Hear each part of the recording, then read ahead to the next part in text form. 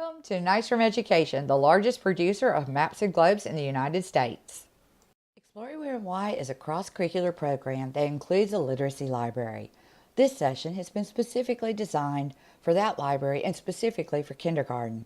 We're delighted that you are participating and we look forward to receiving your assignment and giving you feedback. I'm Pam Gothard, Professional Learning Director for Nice from Education. It's my pleasure to be serving as your narrator and host. Miss Amy will be modeling some of the activities for you in this session. Just as you learned in one of our earlier sessions, the best place to start is the Teacher's Guide. Your literacy library contains 12 books, fiction and nonfiction, and a host of lesson plans. The table of contents is where you will find a list of all the books contained in your program. You can also find recommendations as to which books work best in which places.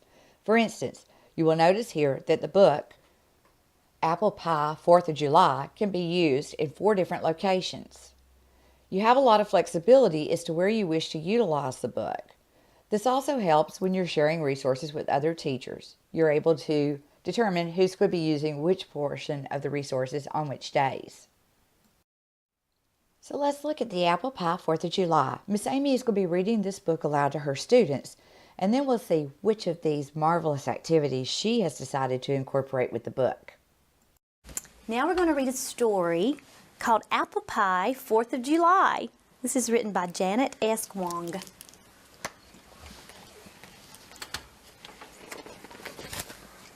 Seven days a week, 52 weeks, 364 days a year, and 365 in a leap year, our store is open. Christmas is the only day we close. Even on Thanksgiving, we open the store. Even on New Year's Day. Even today, the 4th of July. I hear the parade coming this way. Boom, boom, boom. I smell apple pie in Laura's oven upstairs and chow mein in our kitchen. Chow mein? Chinese food on the 4th of July? No one wants Chinese food on the 4th of July, I say. Fireworks are Chinese, Father says, and hands me a pan full of sweet and sour pork. As you can see, Miss Amy has a lot of choices. She can incorporate reading, writing, social studies, a variety of choices within social studies, math, science, critical thinking, art, or dramatic play. I wonder which one she chose. Well, if you guessed science, you're correct. She's going to use the science activity with her students. Let's see how they do. All right, boys and girls, earlier we read the story about Apple Pie 4th of July. And in that story, it talked about people smelling things. In fact, they had a store in that story, and the people would smell things, and it would make them want to come inside their store, didn't it? Yes. Now, I've got some things for you to smell, okay? And I want you to see if you can guess what it is. All right, are you ready? All right, here's the first thing. All right, smell. Don't say what it is yet. Smell. What do y'all think that was? Pickles! Oh, good job. All right, let's try another one. Let's see. What could this be? All right, remember, don't say it yet. All right, smell. Smell this one. Take a big old whiff.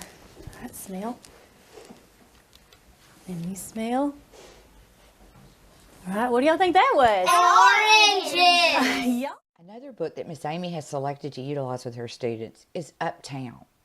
Look at Uptown. As you can see here, it can be used in many different places as well. Let's see where Miss Amy has decided to use it. All right, boys and girls, today we're going to finish reading our story Uptown by Brian Collier. Uptown is a caterpillar. Well, it's really the Metro North train as it eases over the Harlem River.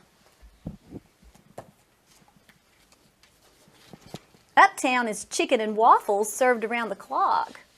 At first, it seems like a weird combination, but it works.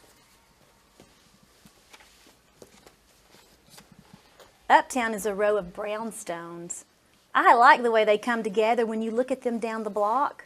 They look like they're made of chocolate. Just as you saw with Apple Pie 4th of July, Uptown also offers a variety of lesson choices that are cross-curricular: reading, writing, social studies, math, critical thinking, art, and music. Which one do you think she'll select this time? Well, Miss Amy has selected the writing activity. Let's see how they all connect. All right, boys and girls, do you remember our story about Uptown? And remember the little boy in the story would tell us about his neighborhood and where he lived and the things that he saw? Well, I'm going to let you make a book about your neighborhood, okay? So this is what I want you to do. I'm going to give you a piece of construction paper, and I want you to fold your construction paper like a book, okay? And just like this book has a title, doesn't it? Uptown. I want you to put a title on your book. And your title is going to be My Neighborhood. And I'm going to write it right here so you'll know how to spell it, because neighborhood is a really big word. Okay? Then we're going to turn it inside.